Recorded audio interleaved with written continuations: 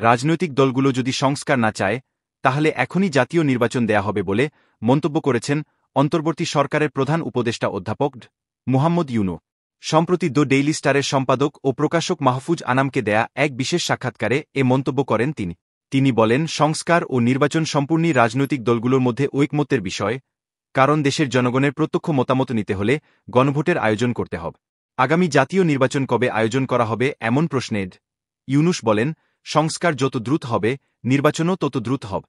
আর যদি রাজনৈতিক দলগুলো বলে যে তারা সংস্কার চায় না, তাহলে এখনই নির্বাচন দিয়ে দেব। অন্তর্বর্তী সরকার দ্রুততম সময়ের মধ্যে রাজনৈতিক দলগুলোর ঐকমত্যের মাধ্যমে নির্বাচনের পথ তৈরি করবে উল্লেখ করে তিনি বলেন, আমরা কোনো কিছুই চাপিয়ে দিচ্ছি না। প্রশাসন কেবল প্রক্রিয়াটি সহজ করার জন্য কাজ করছে। নির্বাচনের রোডম্যাপ সম্পর্কে প্রধান উপদেষ্টা বলেন, আমরা সমান্তরালভাবে দুটো রাস্তায় চলছি।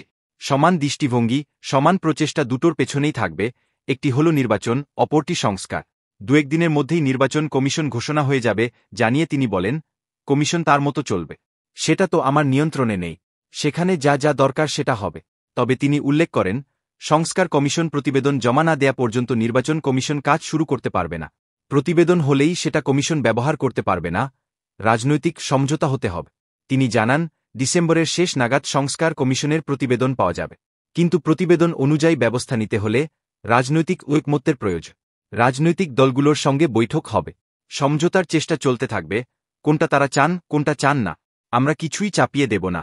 তার মতে, সংস্কারের সময়সীমা নির্ভর করবে রাজনৈতিক দলগুলো কত দ্রুত ঐকমত্যে পৌঁছাতে পারবে তার ওপর, কারণ রাজনৈতিক ঐকমত্য ছাড়া নির্বাচন সম্ভব নয়।